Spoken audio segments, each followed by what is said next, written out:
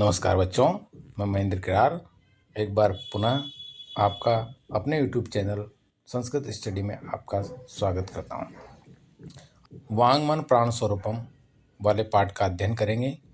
इस पाठ को मैं सरल भाषा में सरल शब्दों में समझाने की कोशिश करूँगा और आपको ये पाठ पसंद आए तो आप कमेंट में लाइक करें और मेरे चैनल को सब्सक्राइब करें। चलो हम पाठ को शुरू करते हैं। प्रस्तुत तो अहम पाठ है। ये जो पाठ है वो छंदोग्योपनिषद के षष्ठम अध्याय से पंचम खंडात समृद्धो अस्ति। समृद्ध मतलब लिया गया है। यानी जो ये पाठ है वो छंदोग्योपनिषद, संस्कृत में उपनिषद होते हैं, बहुत सारे होते हैं, उस छंदोग्योपनिषद के छठे अध्याय के पंचम खंड से इस पाठ को लिया गया है। पाठांश से मनोविषयक, पाठ के अंश में मनोविषयक यानी मन के विषय में, प्राण विषयक प्राण के विषय में, वांग विषयक का और वाणी के विषय में रोचक तथ्य प्रकाशितम अस्ति। बड़ी ही रोचक तथ्य प्रकाशित हैं। यहाँ उपनिषद वर्णित गुहत तत्वानां सारल्येन अवबोधार्थम आरुणि श्वेतकेतो संवाद माध्यमेन वांगमन प्राणानाम परिचर्चा कृता अस्ति। मतलब क्या है इसका अत्र, यानी यहाँ उपनिषद में वर्णित गौण तत्वानाम यानी गूढ़ तत्वों को सरल भाषा में समझाया गया है। आरुणि और श्वेतकेतु के संवाद के माध्यम से वांग मन प्राणानाम परिचर्चा कृतोस्ति, है ना। वांग मन और प्राण, वांग यानी वाणी, मन यानी मन, प्राण और प्राणों की चर्चा यहाँ पर की गई है। ऋषिकुल परंपरा में ज्ञान प्राप्ति त्रीणि साधनानि सन्ति। ऋषिकुल परंपरा में ज्ञान प्राप्ति के 3 साधन हैं। तेसु उनमें परिप्रश्नों मतलब प्रश्नों के माध्यम से चर्चा, है ना, का एक अन्यतम साधन, एक दूसरा साधन है। यानी कि परिप्रश्नोपि की जो प्रश्नों का चर्चा होती है उसके माध्यम से लोगों को समझाने का जो साधन है वो इसमें एक है। यहाँ गुरु सेवन शिष्य वांगमन या गुरु सेवक शिष्य वांगमन वाणी और मन प्राण विषय के प्रश्नों को पूछता है। आचार्य जी उन प्रश्नों का समाधान करते हैं। आइए चर्चा करते हैं। श्वेतकेतु प्रश्न करता है पहले, भगवान, हे भगवान श्वेतकेतु अहम वंदे, मैं श्वेतकेतु आपको प्रणाम करता हूँ। श्वेतकेतु कौन है? आरुणि का शिष्य है। आरुणि कौन है? श्वेतकेतु के गुरु शिष्य में संवाद हो रहा है। किनके बारे में? प्राण के बारे में, मन के बारे में और वाणी के बारे में परिचर्चा हो रही है। परिप्रश्नों की चर्चा हो रही है, दोनों के बारे में। गुरु शिष्य दोनों बातचीत कर रहे हैं और उनके माध्यम से हम भी समझने की कोशिश करेंगे। सबसे पहले श्वेतकेतु ने कहा, भगवान श्वेतकेतु अहम वंदे, मैं श्वेतकेतु आपको प्रणाम करता हूँ। आरुणि ने कहा, वत्स पुत्र चिरंजीवी, आपका कल्याण हो। श्वेतकेतु ने कहा, भगवान किंचित प्रष्टुम इच्छामि, मैं आपसे कुछ पूछना चाहता हूँ। किंचित कुछ, प्रष्टुम पूछना, इच्छा मैं नहीं चाहता हूँ, मैं आपसे कुछ पूछना चाहता हूँ। आरुणि ने कहा, पुत्र वत्स यानी पुत्र, किम अध्यय, किम यानी क्या, अध्यय यानी आज, तो यानी तुम्हारे द्वारा, प्रष्टव्यमस्ति पूछने योग्य है। हे पुत्र, आज तुम क्या पूछने योग्य हो, यानी तुम्हारे द्वारा क्या पूछने योग्य है। श्वेतकेतु ने कहा, भगवान ज्ञातुम इच्छा, मेरी इच्छा है, यत की किम इदम मनम, ये मन क्या है। मन के बारे में पहला प्रश्न मेरा इच्छा है, ये मन क्या होता है। इंसान के शरीर में जो मन होता है, किम इदम, ये क्या है, इसके बारे में मुझे बताओ। आरुणि ने कहा, वत्स पुत्र, असित अन्न से यो अनिष्ट तत्मन। असित का मतलब खाए हुए अन्न का, हम जो अन्न खाते हैं उसका जो अनिष्ट, जो लघु भाग है, जो बच जाता है, जो लघु अंश हमारे पेट में बच जाता है, वही तत्मन, वही मन होता है। ठीक है बच्चों, यानी खाए हुए अन्न का जो लघु भाग है उसी को मन कहते हैं। यानी जो अन्न खाते हैं उसका जो लघु अंश बचता है वही हमारा मन होता है। श्वेतकेतु ने कहा, कश्चन प्राण, तो प्राण क्या है। आरुणि ने कहा, पीता नाम अपानाम यो अनिष्ट स प्राण। पीता नाम मतलब पिए हुए, हम जो जल पीते हैं, अपानाम यानी जल, पीता नाम यानी पीते हुए, जो हम जल पीते हैं उसका जो अनिष्ट जो लघु अंश पेट में बचता है, स प्राण वही प्राण है। यानी पिए हुए जल का जो लघु अंश है वो प्राण है, और खाए हुए अन्न का जो लघु अंश है वो मन है। दोनों समझ गए बच्चों। आगे श्वेत केतु ने कहा भगवान का यम वाक है, तो ये वाणी क्या है? वाणी क्या है? तो आरुणि ने कहा वत्स पुत्र है असित अन्न से तेजस यो अनिष्ट स वाक है।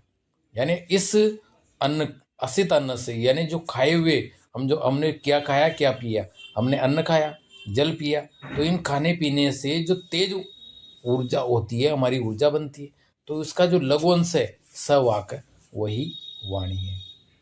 ठीक है। सौम्य ने कहा आगे का, हे सौम्य हे पुत्र मन अन्नमय। आगे क्या है? मन क्या है हमारा? अन्नमय।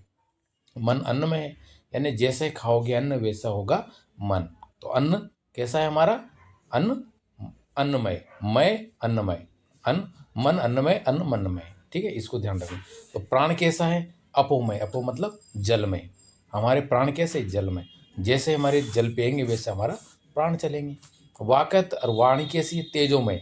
तेज यानी ऊर्जामय।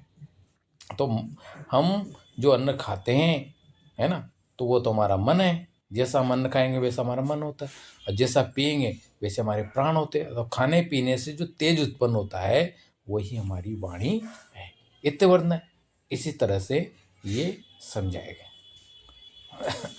श्वेत केतु ने कहा भगवान भूये ये माँ विज्ञापित, यानी इनको आप अच्छे से समझाइए, यानी उदाहरण देकर आप इनको और विस्तार से समझाइए। आपने शॉर्ट में तो समझा ही दिया कि अन्नमय मन और जलमय प्राण और तेजोमय वाणी, तीनों को समझ लेना बच्चों, अच्छे से समझ लेना। अन्नमय मन और प्राणमय अपोमय, है ना। प्राण कैसे? अपोमय यानी जलमय, जलमय प्राण, जलमय प्राण, अन्नमय मन और तेजोमय वाणी, तेजोमय वाणी, तीनों को समझ लो। ये तो शॉर्टकट हो गया। अब इनको हम विस्तार से समझेंगे। आरुणि ने कहा सौम्य हे पुत्र सावधान सुनो, सावधान मन से सुनो। मत्थे मानस से दग्ध यो अणिमा स ऊर्ध समुदशिति तत्सर्पी भवती। मत्थे मानस से यानी एक दही के बिलोने से, दही के मथने से जो अणिमा उत्पन्न होती है, जो ऊर्जा उत्पन्न होती है, जो ऊपर भाग उठता है, दही बिलोने से जो ऊपर भाग उठता है वो सर्पी भवती। सर्पी यानी घी होता है, उसको क्या कहते हैं? घी होता है। तो श्वेत केतु ने कहा भगवान भवता धृतोर पितरस्यम व्याख्यातम, आपने घी का रहस्य तो बता दिया। भूयो अपि श्रोतुम इच्छामि, अब मुझे और आगे सुनने की इच्छा है। आरुणि ने कहा एवं मैं सौम्य, ठीक है सौम्य मैं समझाता हूँ, आप तसल्ली रखो, मैं सारी चीज को आसानी से आपको समझाऊंगा। अस्य मानस से अन्न से योनिमा सऊर्ध समुद्र, तो जो खाए हुए अन्न की जो अणिमा उत्पन्न होती है, ऊपर जो भाग उठता है वही हमारा मन होता है। यानी हम जो कोई अन्न खाते हैं, कोई भी चीज़ खाते हैं, तो उसके खाने से जो हमारे शरीर के अंदर ऊर्जा उठती है, जो लार उत्पन्न होती है, जो ऊपर भाग उठता है, तद मनो वही हमारा मन होता है। उदाहरण है कि दही बिलोने से जो ऊपर भाग उठता है वो तो घी होता है, क्योंकि दही। उसी प्रकार हम जो अन्न खाते हैं फिर हमारे उसमें पेट के अंदर दही मथने की तरह हमारे अन्न मथा जाता है, मथने से उसमें लार उत्पन्न होती है, और जो लार ऊपर भाग उठता है वो हमारा मन होता है। तो ये उदाहरण के माध्यम से मैंने आपको समझा दिया कि मन कैसा होता है? दही बिलोने जैसा होता है। अवगतम ना हुआ, अवगतम मतलब समझ गए अथवा नहीं। आगे चलते हैं। श्वेत केतु ने कहा संवेगवतम भगवान, हे भगवान मैं अच्छी प्रकार से समझ गया। संवेगवतम अच्छी प्रकार समझ गया। आरुणि ने कहा वत्स हे पुत्र पिए माने अपानाम यो अणिमा सऊर्ध समुद्री सय प्राण भवती। पिए यानी पीने से, जल पीने से जो हमें ऊर्जा उत्पन्न होती है, जो उसका भाग ऊपर उठता है वो प्राण होता है ना। आपने पहले देखा खाए हुए अन्न का जो ऊपर का भाग उठता है वो तो हमारा मन होता है, और पीने से जो जल के पीने से जो उसका ऊपर जल के पीने से जो हमें एनर्जी आती है, ऊपर भाग उठता है, वो हमारा प्राण होता है। श्वेत केतु ने कहा भगवान वाची में ज्ञाति, तो चीज़ में समझ गया, अब वाणी के बारे में भी थोड़ा समझा दीजिए। तो आरुण ने कहा सौम्य अस्य मानस से तेजसो अणिमा स ऊर्ध समुदति। अस्य मानस से यानी कि जो हमने अन्न खाया, जो हमने जल पिया, उन दोनों से जो हमें तेज उत्पन्न हुआ, उस तेज से जो ऊपर जो भाग उठा, उस तेज से हमें जो एनर्जी आई, है ना, वही क्या हो गया, वाणी। वही हमारी वाणी है। सा खलु वाग्मति, वाग्मति यानी वही वाणी होती, वाग भवती यानी वाणी, भवती यानी होती है। ठीक है। वत्स पुत्र उपदेश अंते भूयो अपि त्वाम विज्ञापितुम इच्छामि। उपदेश के अंत में मैं तुम्हें अच्छी प्रकार से समझाना चाहता हूँ। अब मैं अच्छी प्रकार से शॉर्टकट में तुम्हें और समझा रहा हूँ, एक बार और ध्यान से समझ लीजिए। जैसे अन्नमय भवती मन, अन्नमय भवती मन, अन्नमय होता है, भवती यानी होता है, मन, यानी अन्नमय कौन होता है, मन। अपोमय भवती प्राणा, अपोमय, अपोमय मतलब जलमय, भवती यानी होता है, प्राण यानी प्राण, जल में होता है प्राण। तेजोमय च भवती वागिति, तेजोमय यानी तेजमय होती है वाणी, तेजमय होती है वाणी। इस लास्ट का सारांश है कि अन्न में होता है मन, और जल में होता है प्राण, और तेजोमय होती है वाणी। ठीक है। और मैं एक उदाहरण देता हूँ। अन्नमय मतलब जो हम अन्न खाते हैं वैसा तो हमारा होता है मन, और जैसा जल पीते हैं वैसे होते हैं हमारे प्राण। और अन्न और जल से जो में ऊर्जा उत्पन्न होती है, जो तेज उत्पन्न होता है, उससे चलती है हमारी वाणी। तो हम उसको तेजमय होती है वाणी। एतादृश अन्नधिग्रहति मानवस्तादृश्य में तस्य चित्तादिकम भवति मधुपते सारम। अब क्या बोला है? ठीक है, जैसी तुमने ये ग्रहण कर लिया है तो मनुष्य चित्तम भवति उपदेश सार है, यही उपदेश का सार है। मनुष्य यदि इन बातों को समझ ले तो उसका बेड़ा पार है। हे वत्स, हे पुत्र, यद सर्व हृदय अवधार है, इन सभी बातों को तुम हृदय में धारण करना। श्वेत केतुनों का यद आज्ञापयति भगवन, हे भगवन आपकी जैसी आज्ञा। यस प्रणमपि, वो प्रणाम, ये प्रणाम करता है, हाथ जोड़ता है, नमस्कार करता है। आरुण्य का पुत्र चिरंजीवी तुम्हारा कल्याण हो। तेजस्वी नो अवदित अस्तु अवयो अदितम तेजस्वी, ये तुम तेजस्वी हो, है ना, तुम्हारा कल्याण हो, है ना। इस तरह से ये पाठ बेटा समाप्त होता है।